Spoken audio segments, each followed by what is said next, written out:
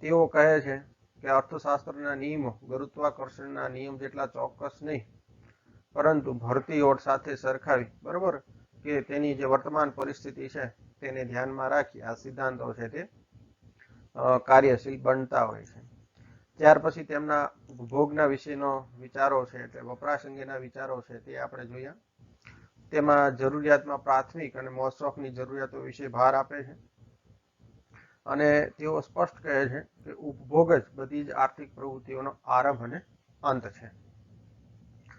ત્યાર પછી આપણા સિલેબસમાં મહત્વનો ઉપભોક્તાનો અધિક સંતોષનો ખ્યાલ, કે ગ્રાહકને અથવા વપરાશકર્તાઓને અધિક સંતોષ કઈ રીતે પ્રાપ્ત થાય છે તે સિદ્ધાંત છે તે આપણે માર્શલ દ્વારા સમજાવાયું, બરોબર. એ સિદ્ધાંતની વ્યાખ્યાઓ છે કે જે કિંમત ચૂકવવા ગ્રાહક તૈયાર હોય અને વેપારી છે તેનાથી જે ઓછી કિંમત લે છે, બરોબર, અને જે વધે છે, બરોબર, ચૂકવવાની તૈયારી, અને સાથોસાથ તેઓ વાસ્તવિક જે ચૂકવણી છે આ બંને વચ્ચેનો જે તફાવત છે તેને અધિક સંતોષના ખ્યાલ તરીકે અહીંયા આલ્ફ્રેડ માર્શલ છે તે વર્ણવે છે.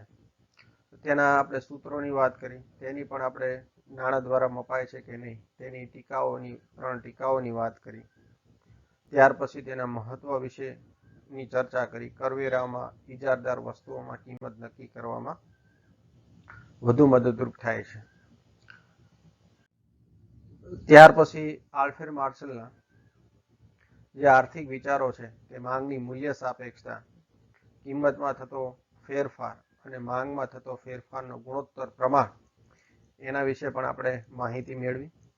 ત્યાર પછી ઘટતા મળતરના નિયમને નવા શબ્દોમાં, બરોબર, આલ્ફ્રેડ માર્શલ છે તે આપણે સમજાવવાનો પ્રયત્ન કરે છે, બરોબર, કે એક ચોક્કસ જમીનમાં મૂડી અને શ્રમના એકમોમાં વધારો કરીએ તો સામાન્ય રીતે ઉપજમાં સપ્રમાણ કરતા ઓછો વધારો થાય છે, એટલે કે ઘટતા દરે વધે છે.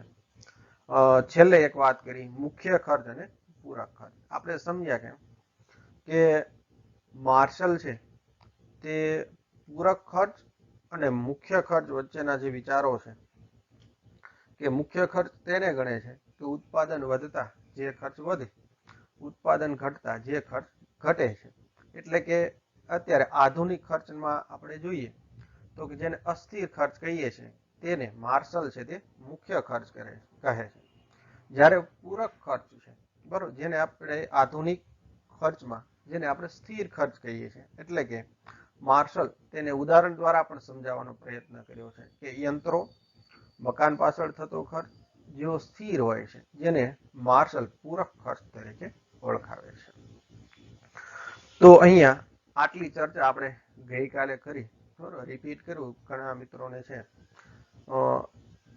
આ વિગતે અથવા આ બધા મુદ્દાઓમાં આજે તમે વાંચ્યું છે, બધા મિત્રોએ મટીરિયલ પણ જોઈ લીધું હશે, બરોબર. એટલે કે તમારું આર્થિક વિચારોનો ઇતિહાસ ના બધા જ ટોપિકનું મટીરિયલ છે, એટલે કે આખું પેપર છે એ તમને MS ટીમની ફાઇલમાંથી તમે ડાઉનલોડ કરી શકશો. આજે આપણે આલ્ફ્રેડ માર્શલના બીજા જે આર્થિક વિચારો છે તે આપણે સમજવાનો પ્રયત્ન કરીએ.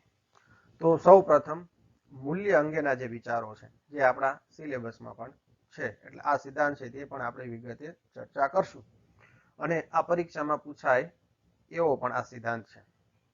હવે મૂલ્ય અંગેના જે વિચારો છે તેમાં માર્શલ એવું કહે છે કે મૂલ્ય એટલે કે વસ્તુની કિંમત માંગ અને પુરવઠા આ બંને દ્વારા સહિયારી અથવા આ બંનેની અસર દ્વારા વસ્તુની કિંમત છે તે નક્કી થાય છે.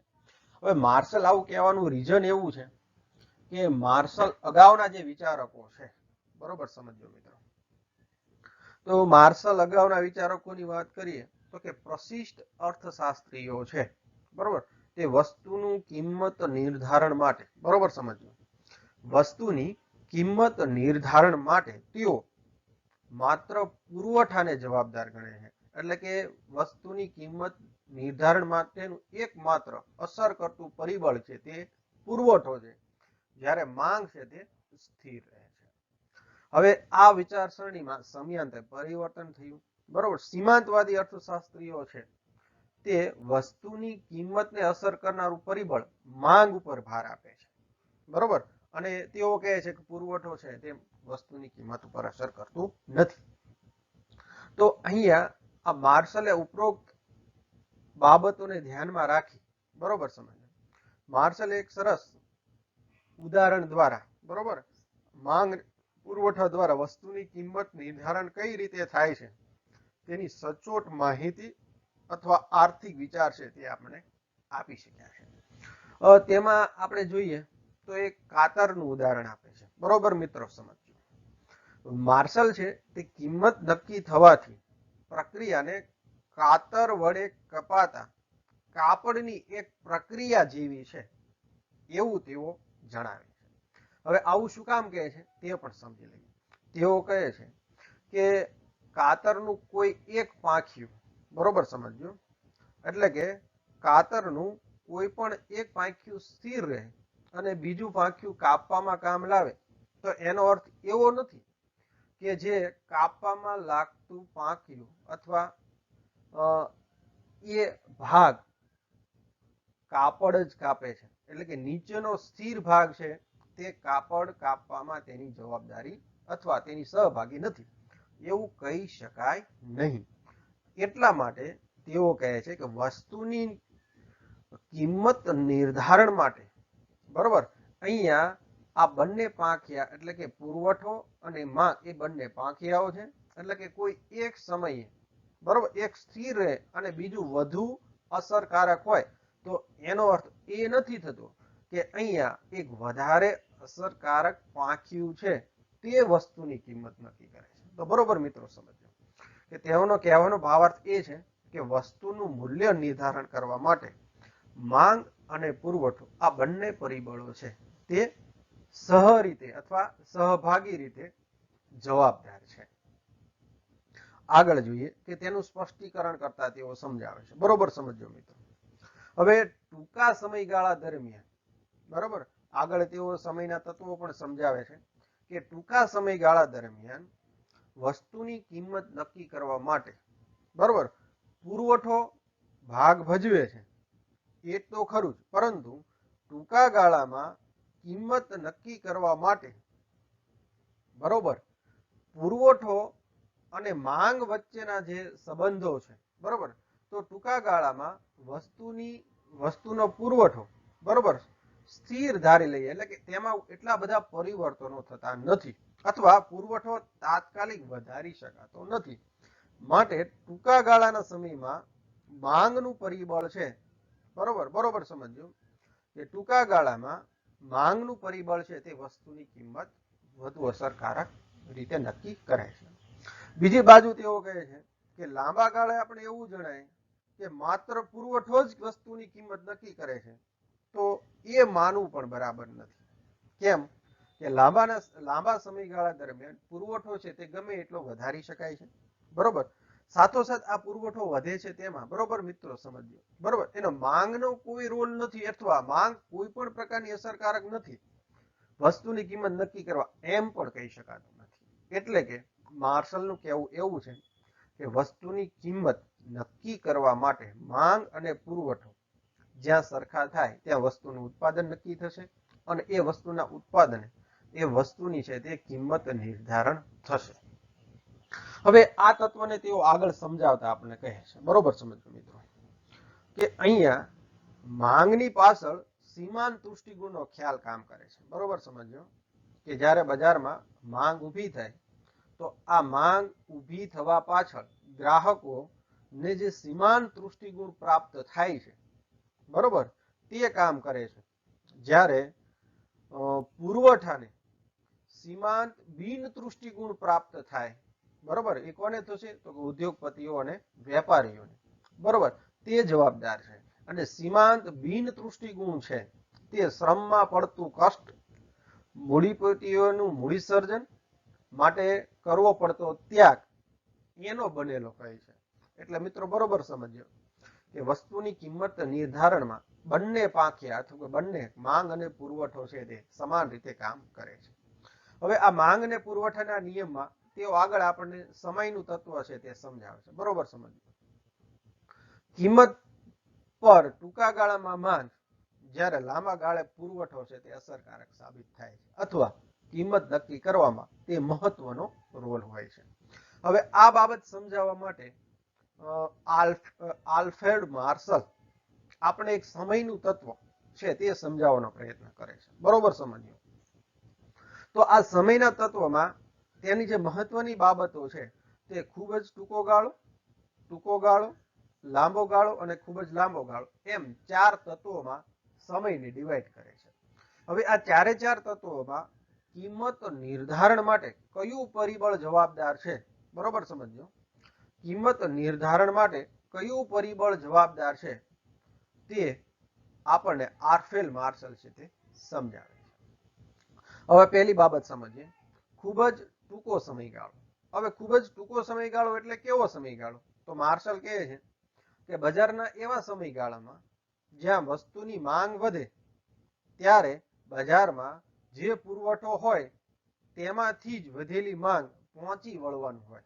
એટલે કે બજારમાં જે પુરવઠો છે એમાં એક થોડોક પણ વધારો કરી શકાય નહીં એવી જે સમયગાળો છે એને ખૂબ જ ટૂંકો સમયગાળો કહે છે. ફરી એકવાર મિત્રો સમજો કે બજારમાં વસ્તુની કિંમત નક્કી કરવા માટે ખૂબ જ ટૂંકો ગાળો એટલે કે બજારમાં જે વસ્તુના એકમોની માંગ છે અને આ વસ્તુના એકમોની માંગ સામે પુરવઠામાં એક થોડો પણ વધારો કરી શકાય નહીં એવા સમયગાળાને માર્શલ ખૂબ જ ટૂંકો સમયગાળો કહે છે.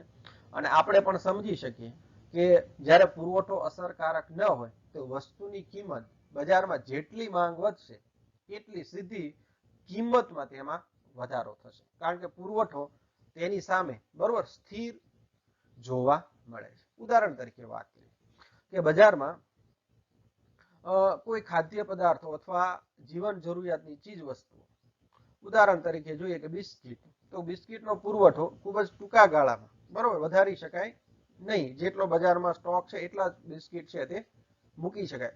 પણ અચાનક એની માંગમાં વધારો થશે તો બરોબર આપણે લોકડાઉનમાં જોયું કે બજારમાં ઘણી ચીજ વસ્તુની કિંમતો છે તે વધી. એ વધવાનું કારણ શું હતું? તો કે આ ખૂબ જ ટૂંકો ગાળો હતો. એટલે કે બજારમાં પુરવઠામાં કોઈ પણ વધારો થવાનો નથી અને બજારમાં માંગ છે તે વધી ગઈ, માટે બજારમાં વસ્તુની કિંમતો વધી. આપણે નશાકારક પદાર્થોમાં પણ જોઈ શકીએ બરોબર, જેમ કે મસાલાઓ બરોબર, બીડી, આ બધીની કિંમતો પણ આપણે આ લોકડાઉનના સમયમાં જોયું કે તેની કિંમતમાં અસાધારણ વધારો થયો. બરોબર, તેનું મુખ્ય કારણ કે બજારમાં પુરવઠો ઉપલબ્ધ ન હતો. બરોબર, પુરવઠો સ્થિર હતો અને લોકોની માંગ બરોબર ટેવોના કારણે બરોબર તો આ બાબતો વગર ચલાવી શકે તેમ ન હતા, માટે તેના ઉપર વધારે પડતો બરોબર માંગ જોવા મળી અને માંગના પરિણામે તેની કિંમતોમાં પરિવર્તન થયું. તો અહીંયા પુરવઠો સ્થિર હોય અને માંગનું પરિબળ વધુ સક્રિય હોય ત્યારે એને ખૂબ જ ટૂંકો ગાળો કહેવાય છે. બીજો સમયગાળાની વાત કરે છે, ટૂંકો સમયગાળો. હવે ટૂંકા સમયગાળામાં મુખ્ય ખર્ચ વધારી શકાય છે, તેથી અહીંયા માંગ વધતા પુરવઠો વધે છે, પરંતુ બંને માંગ અને પુરવઠોની પરિસ્થિતિમાં માંગ વધતા ઘટતા બજાર કિંમત એ ખૂબ જ ટૂંકા ગાળાની સમતુલા જોવા મળે છે. ફરી એકવાર સમજો, તેવું આપણે એવું કહે છે ટૂંકો સમયગાળો એટલે એવો કે બજારમાં વસ્તુની કિંમત નક્કી કરતા બંને પરિબળો બરોબર, બંને પરિબળો એટલે કે માંગ અને પુરવઠો, આ બંને પરિબળો પર કેવી અસર થાય છે? તો કે માંગ અને પુરવઠા ઉપર બરોબર સમજો. તો કે માંગ ના પરિણામે કયા? તો કે મુખ્ય ખર્ચમાં વધારો કરી શકાય. એટલે કે આપણે આધુનિક ખર્ચની વાત કરીએ તો કયું? અસ્થિર ખર્ચ વધારી શકાય છે. એટલે કે સ્થિર ખર્ચમાં પરિવર્તન થતું નથી અને અસ્થિર ખર્ચના પરિણામે બરોબર સમજો જેટલો પુરવઠો વધી શકે બરોબર, અસ્થિર ખર્ચના પરિણામે જેટલો પુરવઠો વધી શકે એટલો પુરવઠો છે આ ટૂંકા ગાળામાં વધે. એનાથી એટલે કે અસ્થિર સાધનોમાં પરિવર્તનના પરિણામે પુરવઠો ન વધે એવો સમયગાળાને બરોબર ટૂંકો સમયગાળો કહીએ છીએ. એટલે કે વસ્તુની કિંમત ઉપર ખૂબ જ ટૂંકા ગાળામાં જે કિંમત વધારો થતો એવો કિંમત વધારો આ સમયગાળામાં થશે નહીં, કારણ કે થોડા સમય માટે બજારમાં ઉત્પાદન પ્રક્રિયામાં રહેલો, બરોબર સમજો, ઉત્પાદન પ્રક્રિયામાં રહેલો, બરોબર, જે પૂરક ખર્ચ છે એ પૂરક ખર્ચના કારણે આપણે ઉત્પાદન વધારી શકશું અને તેના પરિણામે માંગ અને પુરવઠા દ્વારા વસ્તુની કિંમત નક્કી થશે. આગળ વાત કરે છે લાંબા સમયગાળો, બરોબર. તો કે લાંબા સમયગાળો એને કહી શકાય કે કિંમત ટૂંકા ગાળા જેટલી વધતી ઘટતી નથી, બરોબર, અને ખૂબ જ ટૂંકા ગાળા જેટલી પણ વધતી નથી, બરોબર સમજો. એટલે કે લાંબા સમયગાળા કરતા ટૂંકા ગાળામાં ઓછી કિંમતો વધે અને ટૂંકા ગાળા કરતા લાંબા ગાળા કરતા ટૂંકા ગાળામાં વધારે કિંમતો પરિવર્તન થાય અને ટૂંકા ગાળા કરતા ખૂબ જ ટૂંકા ગાળામાં એનાથી વધારે કિંમતો પરિવર્તન થાય છે, બરોબર. અને આના માટે માંગ છે તે જવાબદાર છે અને પુરવઠો છે તે સ્થિર રહે છે. હવે પરિસ્થિતિ ઊંધી ઊભી થાય છે. હવે જો બજારમાં, બરોબર સમજો, કે લાંબા સમયગાળામાં, બરોબર, લાંબા સમયગાળામાં શું થાય છે? તો કે લાંબા સમયગાળામાં બજારમાં વસ્તુનો પુરવઠો છે, બરોબર, એ પરિબળ છે તે જવાબદાર છે. એટલે કે અહીંયા લાંબા સમયગાળામાં માંગ છે તેમાં એટલું બધું પરિવર્તન થતું નથી, પણ પુરવઠાનું પરિબળ છે તે વસ્તુની કિંમત નક્કી કરવા માટે જવાબદાર બને છે, બરોબર. તો અહીંયા આપણે જોઈ શકીએ છીએ કે વસ્તુની કિંમત વધઘટ થવામાં લાંબા ગાળે, બરોબર, ઉત્પાદનના સ્થિર સાધનોમાં પણ પરિવર્તન થઈ શકે છે અને ખૂબ જ લાંબા સમયગાળામાં હંમેશા કિંમત, માંગ અને પુરવઠો સરકારે ત્યાં જોવા મળે છે, બરોબર. ખૂબ જ લાંબા સમયગાળે વસ્તુની કિંમત, બરોબર સમજો મિત્રો, કે બંને પરિબળોમાં, બરોબર, માંગ છે તો યથાવત રહેશે, એમાં કોઈ એટલા બધા પરિવર્તનો થતા નથી, બરોબર. પણ પુરવઠો છે તેમાં પણ આપણે ચેન્જીસ, જેટલી માંગ છે એટલો પુરવઠામાં વધારો કરી શકીએ છીએ. લાંબા સમયગાળામાં અસ્થિર સાધનો, જેને આપણે માર્શલ છે, કયો ખર્ચ ગણે છે? તો કે પૂરક ખર્ચમાં પણ વધારો કરી શકીએ છીએ અને તેના પરિણામે આપણે નવું ઉત્પાદન છે તે કરી શકીએ છીએ. માટે મિત્રો, બરોબર, માર્શલ એવું કહે છે કે લાંબા ગાળે, બરોબર, પુરવઠો છે તે વસ્તુનું મૂલ્ય નિર્ધારણ કરે છે.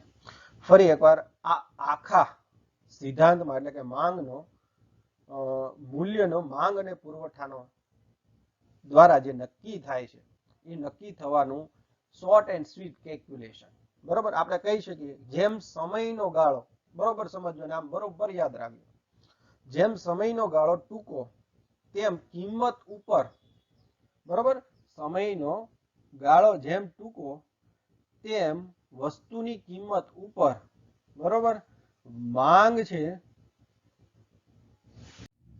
બજારમાં, બરોબર સમજો, માંગનું જે પરિબળ છે તે વધારે અસર કરે છે. જેમ જેમ સમયગાળો વધતો જાય છે, બરોબર સમજો મિત્રો, જેમ જેમ સમયગાળો વધતો જાય છે તેમ તેમ વસ્તુની કિંમત ઉપર પુરવઠાનું તત્વ છે તે જોવા મળે છે, બરોબર. કયું તત્વ જોવા મળે છે? તો કે પુરવઠાનું તત્વ છે તે જોવા મળે છે. આગળ વાત કરીએ, એટલે કે આલ્ફેર માર્શલ છે, બરોબર, આ વિચાર ફરી એકવાર, વસ્તુનું મૂલ્ય અથવા વસ્તુની કિંમત નક્કી કરવા માટે ખૂબ જ ટૂંકા ગાળામાં વસ્તુની કિંમત માંગ દ્વારા નક્કી થાય છે, તો માંગનું પરિબળ વધારે અસર કરે છે. અને માર્શલના શબ્દોમાં કહીએ તો કાતરનું એક પાંખિયું, બરોબર, જે માંગ, બરોબર, કાપડ કાપવામાં કામ લાગે છે, વસ્તુ નક્કી, કિંમત નક્કી કરવામાં આ માંગનું પાંખિયું કામ કરશે. જ્યારે લાંબો સમયગાળો જેમ થતો જશે તેમ વસ્તુનું કિંમત નિર્ધારણ માટે, બરોબર, આ કાતરનું બીજું પાંખિયું જે પુરવઠો છે એ વસ્તુનું મૂલ્ય નક્કી કરવા માટે જવાબદાર બને છે. તો દરેક મિત્રોને મૂલ્ય અંગેનો જે વિચારો છે, બરોબર, આલ્ફ્રેડ માર્શલના, એ વિચારો બધાને યાદ રહ્યા હશે અથવા સમજૂતી મળી હશે. ત્યાર પછી માર્શલની આર્થિક વિચારની વાત કરીએ તો કે ભાડા જેવી આવક. હવે અર્થશાસ્ત્રના સંદર્ભમાં આ ભાડા જેવી આવક છે તે અમૂલ્ય ભેટ છે, બરોબર સમજો. તેને અર્થશાસ્ત્રના સિદ્ધાંતોમાં અમૂલ્ય ભેટ ગણવામાં આવે છે અને રિકાર્ડોએ જે ભાડાનો સિદ્ધાંત આપ્યો બરોબર. અને આ ભાડાના સિદ્ધાંતમાં માર્શલને એવું લાગ્યું કે રિકાર્ડો જે વાત કરે છે એવું બજારમાં જે ભાડું ઉદ્ભવવાનું કારણ માત્ર જમીન જ છે, બરોબર, અવિનાશી તત્વોના બદલ. તો આ અવિનાશી તત્વો છે તેના વિશે વધુ વૈજ્ઞાનિક આર્થિક બાબત છે તેઓ માર્શલ લઈ આવે છે. અને માર્શલ કહે છે કે જમીન ઉપર, બરોબર સમજો, બરોબર, ડિસ્પ્લે ઉપર જોઈ શકીએ છીએ કે ભૂમિને તેના પુરવઠાની સ્થિરતાના કારણે ભાડું પ્રાપ્ત થાય છે, બરોબર. એટલે કે પુરવઠો છે તે મૂલ્ય અનપેક્ષ છે, એટલે કે કિંમત વધતા વધારી શકાતો નથી, કિંમત ઘટતા ઘટાડી શકાતો નથી. એટલે કે પુરવઠો કેવો છે? સ્થિર છે. અને પુરવઠો સ્થિર છે ત્યારે આપણે વધુ જમીન ઉપર ખેતી કરવા જઈએ એટલે કે ઓછી ગુણવત્તા વાળી જમીન કરતા વધુ ફળદ્રુપતા જમીનને ભાડું પ્રાપ્ત થાય છે, બરોબર. જેને અર્થશાસ્ત્રની ભાષામાં કહી શકાય કે ભૂમિનો પુરવઠો છે તે કેવો છે? મૂલ્ય અનપેક્ષ છે, બરોબર. કેવો પુરવઠો છે? તો કે મૂલ્ય અનપેક્ષ છે. હવે આવી જ પરિસ્થિતિ, બરોબર, આગળ વાત કરે છે માર્શલ કે માનવ સર્જિત અન્ય સાધનો જેવા કે યંત્રો, વાહન, મકાન વગેરેનો પુરવઠો, બરોબર સમજો, ટૂંકા સમયગાળા માટે જો સ્થિર રહેતો હોય તો એવી વસ્તુને પણ વધારાનું નાણું પ્રાપ્ત થાય છે.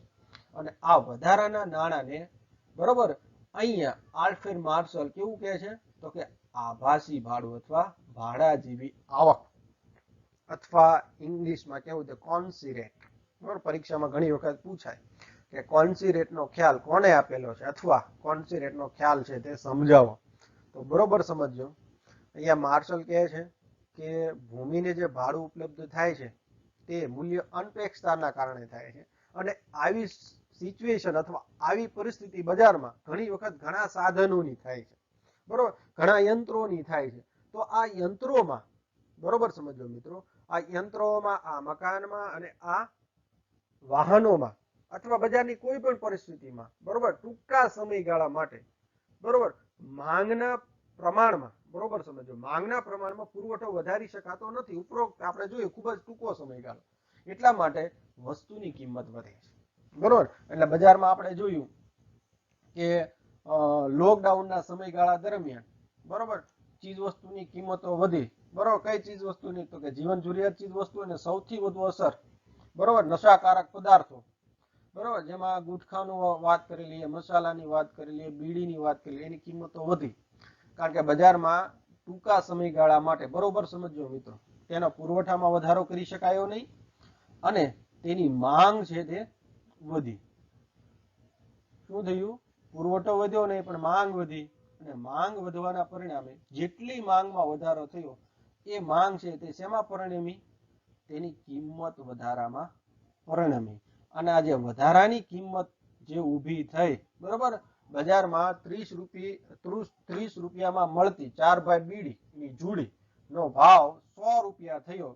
તો આ વધારાના જે 70 રૂપિયા છે તે આપણે માર્શલના વિચારોના સંદર્ભમાં કહી શકીએ કે આ કોન્સી રેટ હતું. શું હતું? ભાડા જેવી આવક હતી, જે ટૂંકા ગાળામાં માટે હતી. જેવું લોકડાઉન પૂરું થયું, બજારમાં ફરી પુરવઠાનો ફ્લો છે, બરોબર, એ આવવા માંડ્યો અને ફરી પાછા વસ્તુની કિંમત છે તે મૂળ સ્થિતિ તરફ ગઈ. એટલે કે ફરી માંગ અને પુરવઠા દ્વારા વસ્તુની કિંમત નિર્ધારણ થતું જોવા મળ્યું. તો મિત્રો, બરોબર, અહીંયા આલ્ફ્રેડ માર્શલ દ્વારા જે ભાડા જેવી આવક ના સંદર્ભમાં જે વિચારો છે, બરોબર, તે એકદમ અત્યાર સુધી, એટલે કે આલ્ફ્રેડ માર્શલ પહેલાના જે અર્થશાસ્ત્રીઓ છે તેને કોઈ આવી વિચાર છે તે રજૂ કરી શક્યા નતા. માટે આલ્ફ્રેડ માર્શલને આ અમૂલ્ય સિદ્ધાંત તરીકે ઓળખવામાં આવે છે. હવે આગળ વાત કરીએ કે આ સિદ્ધાંત સમજાવવા માટે તેઓ સ્પષ્ટીકરણ કરે છે કે ભૂમિને કાયમી ભાડું કેમ પ્રાપ્ત થાય, બરોબર સમજો. અને આ આર્થિક ઘટનાઓના પરિણામે જે ટૂંકા ગાળા માટે જેની માંગ વધે અને પુરવઠો વધારી શકાતો નથી, અને એની કિંમત કેમ આભાસી ભાડું, તો એ બંને વચ્ચેનો ડિફરન્સ સમજાવે છે કે ભૂમિ છે તેનો પુરવઠો છે તે ટૂંકા અને લાંબા ગાળે સ્થિર છે, એ લાંબા ગાળે પણ વધારી શકાતો નથી. માટે એ જમીનને કાયમી ભાડું પ્રાપ્ત થાય છે. ફરીવાર આ મિત્રો સમજજો, બરોબર સમજવા જેવી બાબત છે કે અર્થશાસ્ત્રના વિદ્યાર્થી તરીકે આ મહત્વની બાબત છે કે ભૂમિને કાયમી ભાડું શું કામ મળે છે, બરોબર. તો એનું ક્લેરિફિકેશન માર્શલ આપતા કહે છે કે ભૂમિને કાયમી ભાડું એટલા માટે પ્રાપ્ત થાય છે કે તેમાં રહેલા સ્થિરતાનો ગુણ કે પુરવઠો છે તે ક્યારેય વધારી શકાતો નથી, બરોબર. તો એના પરિણામે એનું ભાડું છે તે વધે છે અને કાયમી રહે છે. જ્યારે આભાસી ભાડું અથવા માનવ સર્જિત વસ્તુઓ છે, બરોબર. આપણે જોયું લોકડાઉનના સમયગાળા દરમિયાન, બરોબર, સુરતમાં જોયું કે ડુપ્લિકેટ કોરોનાના ઇન્જેક્શન છે તેનો ભાવ પણ ₹1,00,000 થઈ ગયો, બરોબર. પાછળથી ખબર પડી કે આ ડુપ્લિકેટ છે. બજારમાં એવી જ રીતે ઘણી દવાઓની કિંમતો વધી, બરોબર. જેવા સંશોધનો થાય એમ દવાની કિંમતો વધી, આ વધુ લાભકારક છે. તો આ બધા જે પરિબળો છે એ ટૂંકા ગાળા માટે છે અને માનવ સર્જિત છે અને તેના પરિણામે તે વસ્તુના પુરવઠામાં એક સમય એટલે કે થોડા સમયમાં વધારો કરી શકાય છે. માટે જેટલા સમયગાળામાં એ વધારો કરી શકતા નથી એટલા સમયગાળાને દરમિયાન તેને ભાડું પ્રાપ્ત થાય છે, બરોબર. તો આ બાબત છે તે પણ આપણે સમજવી જોઈએ.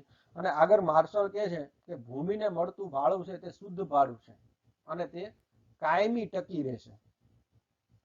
જ્યારે આર્થિક અથવા માનવ સર્જિત જે ઘટનાઓના પરિણામે જે ચીજ વસ્તુને ભાડું મળે છે તે માત્ર ટૂંકા સમયગાળા માટે હશે, એટલે કે જેવો પુરવઠો વધશે તો તેનું ભાડું છે તે બંધ થઈ જશે.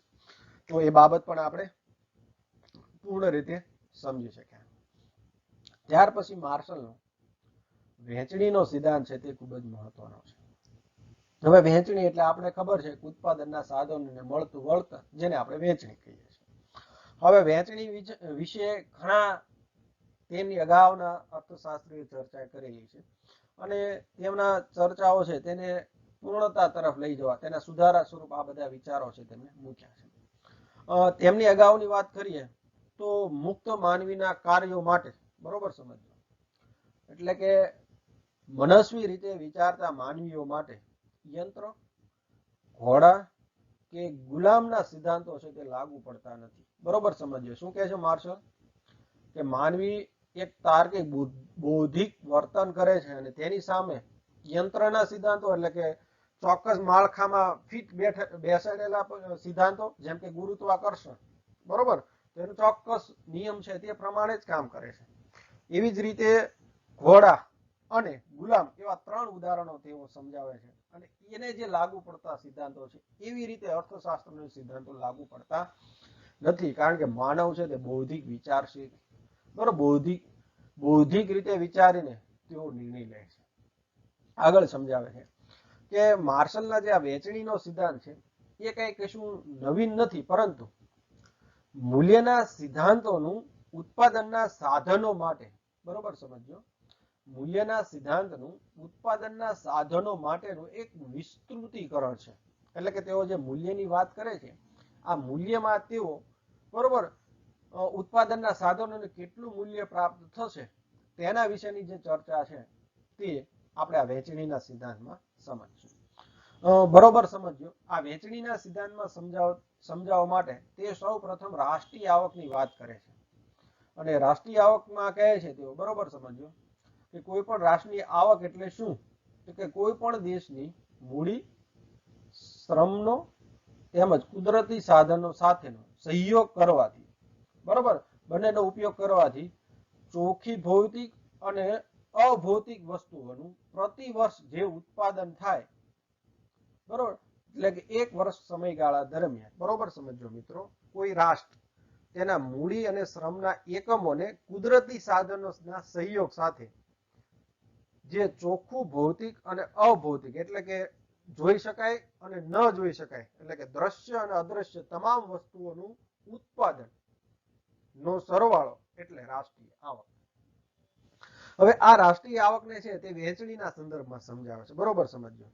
તેઓ કહે છે કે કોઈ જે રાષ્ટ્રની રાષ્ટ્રીય આવક વધારે તેમ તેમ તેના ઉત્પાદનના સાધનોની કિંમત વધારે અને જે રાષ્ટ્રની રાષ્ટ્રીય આવક ઓછી તેમ તેના ઉત્પાદનના સાધનો, બરોબર, તે 3 સાધનો ઉપર વધુ ભાર આપે છે શ્રમ, મૂડી અને નિયોજક. બરોબર, જમીનની છે તેઓ વાત કરતા નથી. એટલે કે આ ત્રણેય ઉત્પાદનના સાધનોનું મૂલ્ય વધારે, જેમ આવક રાષ્ટ્રની વધારે.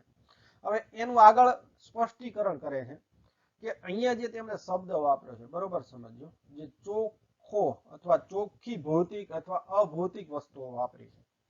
હવે ચોખ્ખી રાષ્ટ્રીય આવક ગણવી હોય તો શું કરવું જોઈએ? તો કે તેમનો જે સિદ્ધાંત છે અત્યારે વર્તમાન સમયમાં પણ પ્રચલિત છે કે બજારમાં જે કુલ ઉત્પાદન છે, બરોબર સમજો મિત્રો, કે બજારમાં જે કુલ ઉત્પાદન છે, આ કુલ ઉત્પાદનમાંથી આપણે ઘસારા ખર્ચ, બરોબર સમજો મિત્રો, એ વસ્તુમાંથી આપણે શું બાદ કરશું? તો કે ઘસારા ખર્ચ બાદ કરશું. ઉપરાંત એ વસ્તુના અર્ધ તૈયાર માલ અને કાચો માલ નું મૂલ્ય છે તે બાદ કરીએ અને બાકીની જે વધેલી રાષ્ટ્રીય ઉત્પાદકતા છે એને આપણે ચોખ્ખી રાષ્ટ્રીય આવક ગણીએ છીએ. ફરી એકવાર મિત્રો, આ ખ્યાલ છે તે આપણે વર્તમાન સમયમાં પણ એટલો પ્રચલિત છે, બરોબર.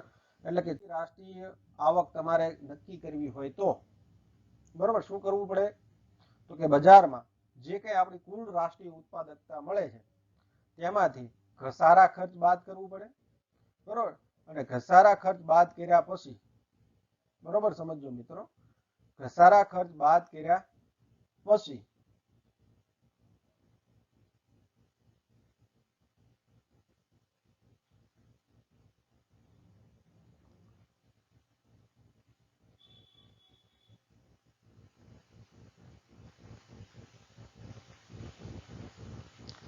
ઘસારા ખર્ચ બાદ કર્યા પછી, બરોબર, તેનો અર્ધ તૈયાર માલની કિંમત અને કાચા માલની કિંમત બાદ કર્યા પછી જે મૂલ્ય વધે તેને ચોખ્ખી રાષ્ટ્રીય આવક કહીએ છીએ.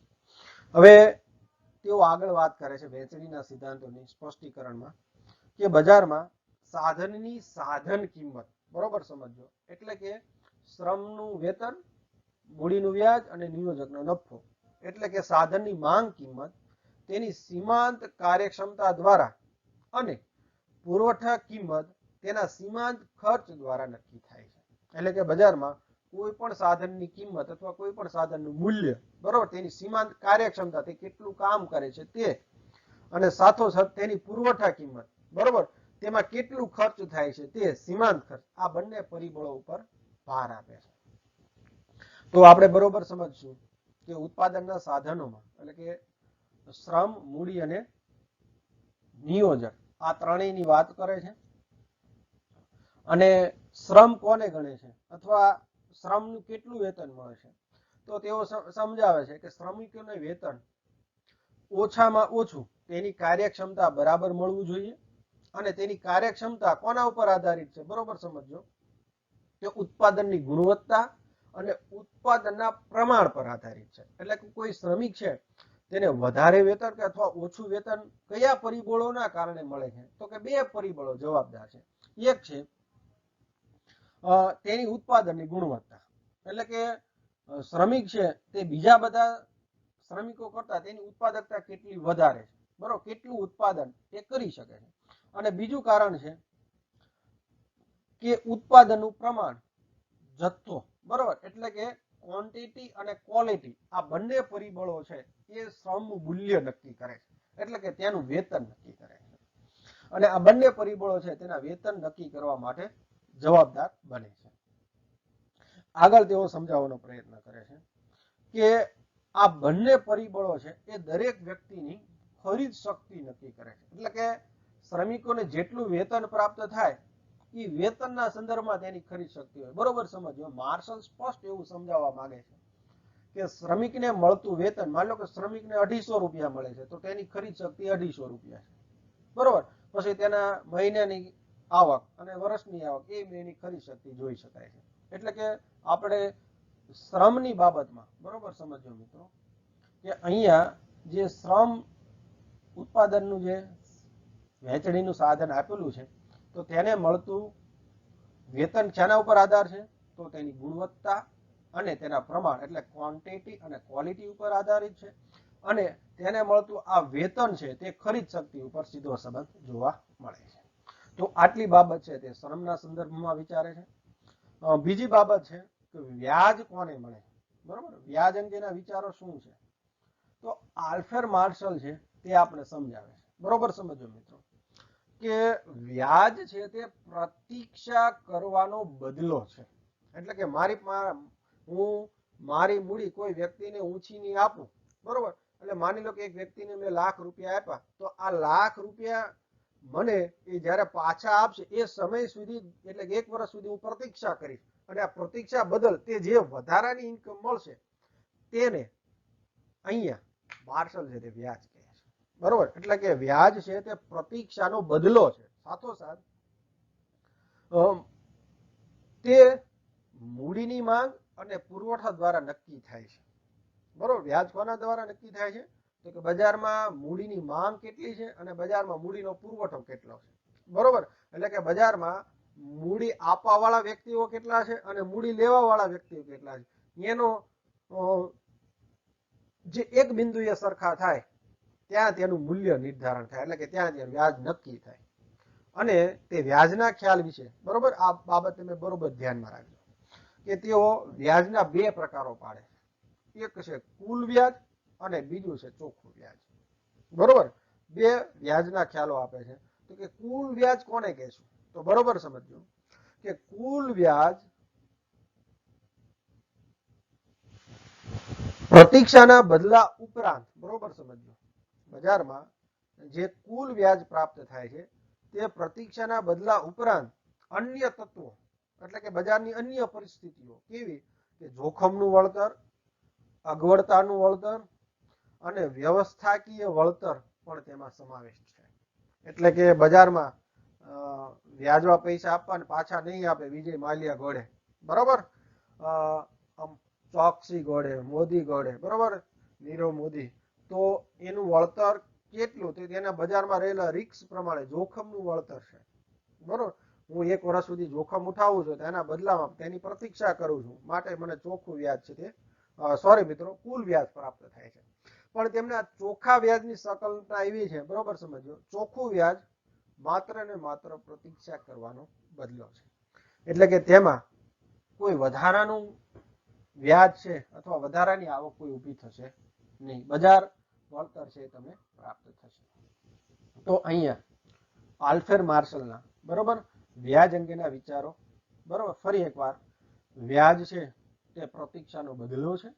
બીજી બાબત, વ્યાજ છે બજારમાં માંગ, એટલે કે મૂડીની માંગ અને મૂડીના પુરવઠા દ્વારા નક્કી થશે. અને ત્રીજી બાબત તે મહત્વની રજૂ કરે છે કે વ્યાજના 2 પ્રકારો છે, બરોબર, કુલ વ્યાજ અને ચોખ્ખું વ્યાજ. કુલ વ્યાજમાં છે તે આર્થિક પરિસ્થિતિઓ, એટલે કે બજારમાં ઉદ્ભવતી તેજી મંદી, દરેક આર્થિક પરિસ્થિતિઓ છે તેના પરિણામે વ્યાજમાં છે તે વધારો ઘટાડો અથવા પ્રતીક્ષા કરવા બદલ જે વ્યાજ મળે છે એનાથી વધારાનું વ્યાજ છે તેમાં પ્રાપ્ત થાય છે, જેને આપણે કુલ વ્યાજ કહીએ છીએ. તો અહીંયા આલ્ફ્રેડ માર્શલના વહેંચણીના વ્યાજ અંગેના વિચારો છે તે આપણે જોયા. ત્યાર પછી છેલ્લી બાબત, બરોબર, નફા અંગેના વિચારો. તો અહીંયા સ્પષ્ટ કહે છે આલ્ફ્રેડ માર્શલ કે કિંમતમાં થતા ફેરફારોની સામે નફામાં પણ ફેરફાર થાય, એટલે કે વસ્તુની કિંમત બદલાય તો વેપારીને અથવા ઉદ્યોગપતિને તેના નફામાં પણ પરિવર્તન થશે, એવું આલ્ફ્રેડ માર્શલ કહે છે. સાથોસાથ કહે છે કે નિયોજકની અલભ્ય શક્તિ, બરોબર સમજો, નિયોજકની અલભ્ય શક્તિ અને ધંધાકીય સંચાલન ઉપર નફાનો આધાર છે.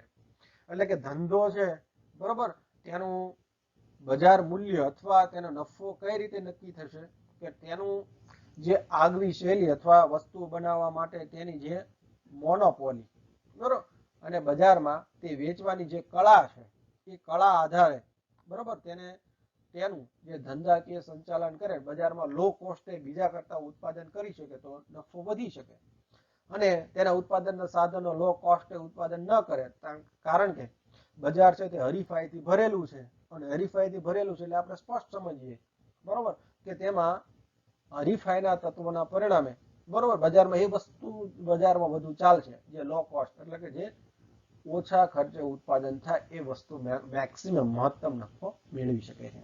એટલે કે અહીંયા માર્શલ આપણે કહે છે કે નિયોજક છે તે અલભ્ય શક્તિ અને ધંધાકીય સંચાલન ઉપર તેનો આધાર છે. આગળ આપને સમજાવવાનો પ્રયત્ન કરે છે કે નફો છે તેનો વાર્ષિક દર તેના વેચાણના વકરાના નફાના દર વચ્ચેનો ભેદ સમજાવે છે. બરોબર સમજો. વાર્ષિક દર અને વેચાણનો વકરો, બરાબર, વકરા શબ્દ એવો વાપર્યો છે જેને આપણે ધંધો કહીએ છીએ અથવા જેને આપણે આવક કહીએ છીએ, બરાબર, જે ગ્રાહકો દ્વારા પ્રાપ્ત થાય છે, તેના વચ્ચેનો ભેદ આપણે સમજાવવાનો પ્રયત્ન કરે છે. તેઓ કહે છે કે વેપારના સંચાલનનું કાર્ય, બરોબર સમજો મિત્રો, વેપારના સંચાલનનું કાર્ય સાહસ, નવી પદ્ધતિઓ વગેરેને લીધે મુશ્કેલી વાળું હોય છે અને ત્યાં વાર્ષિક નફાનો દર ઊંચો હોય છે. એટલે કે બજારમાં જ્યાં સ્ટ્રગલ વધારે ત્યાં નફાનું પ્રમાણ પણ વધારે. બરોબર. એ સ્ટ્રગલ શેના કારણે છે? તો તેને કાર્યના સાહસ, તેમાં વપરાતી મૂડી, બરોબર, તેમાં વપરાતી નવી ટેકનોલોજી, આ બધા પરિબળો છે તે વધુ નફા માટે જવાબદાર છે તેવું માર્શલ આપણે કહે છે. આગળ તેઓ સમજાવે છે કે જો એમ પણ બને કે દર વર્ષે સામાન્ય નફામાં બહુ જ નાની મર્યાદામાં ફેરફાર થાય, પરંતુ વકરા ઉપરના નફામાં એક વેપાર કરતા બીજા વેપારમાં ખૂબ જ મોટા પ્રમાણમાં ફેરફાર થાય, કારણ કે વકરા માટે એટલે કે ધંધા માટે બે પરિબળો જવાબદાર છે. એક વકરાનો સમયગાળો અને બીજું વકરા માટેનું કામનું પ્રમાણ. બરોબર. અહીંયા વકરા શબ્દ છે પરીક્ષામાં તમારે માર્શલ પૂછાય તો શબ્દ વાપરવાનો છે. બરોબર. વકરો એટલે ધંધો, બરોબર, આપલે એવો એનો અર્થ થાય. એટલે કે બજારમાં નફાનો આધાર વકરાનો સમયગાળો, એટલે કે વેપારીને કેટલા, નિયોજકને કેટલા સમયમાં પોતે ઉત્પાદન કરેલો માલ બજારમાં વેચી શકે, અને બીજું કે તેનું કામનું પ્રમાણ, બરોબર, તે જોખમ વાળું હોય તો વધારે નફો મળશે, ઓછા જોખમ વાળું તો ઓછું મળશે. ઉપરોક્ત જે બાબત છે કાર્ય સાહસ અને નવી પદ્ધતિઓ દ્વારા જો ઉત્પાદન કર્યું છે તો તેનો નફાનો ગાળો ઊંચો રહેશે. અહીંયા આલ્ફ્રેડ માર્શલના બધા જ આર્થિક વિચારો મિત્રો પૂરા થાય છે. બરોબર. આલ્ફ્રેડ માર્શલ એક આધુનિક અર્થશાસ્ત્રી છે. તેનું આપણે મૂલ્યાંકન જોઈ લઈએ. તેના મૂલ્યાંકનની વાત કરીએ તો કે માર્શલ ના વિચારોને પીગુ, એડ્સવર્થ, રોબર્ટસન, હેરોડ, શ્રીમતી રોબિન્સ અને કેન્સ જેવા આર્થિક વિચારકો, બરાબર, માર્શલના આર્થિક વિચારોને ફોલો કરે છે.